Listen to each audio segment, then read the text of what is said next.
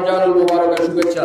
প্রিয় নেতৃবৃন্দ, বক্তব্য দেওয়ার পিছনে বক্তব্য দিয়েছেন আমাদের বিপ্লবী সাধারণ সম্পাদক আব্দুর রহিম। আমাদের ওয়ার্ড সম্পর্কে আরো বক্তব্য দিবেন শামীম মাহমুদ সহ সিনিয়র নেতৃবৃন্দ।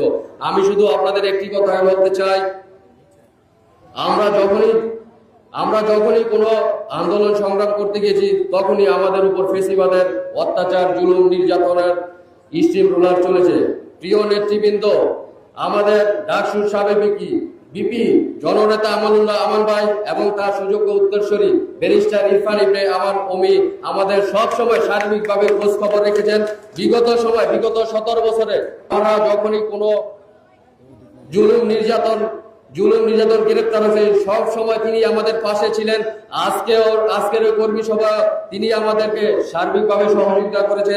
তাই কামরাঞ্চ থানা ছাত্র দলের পক্ষ থেকে আমি ওনাকে প্রতি বিপ্লবী শুভেচ্ছা এবং ওনাকে প্রতি কৃতজ্ঞ। প্রিয়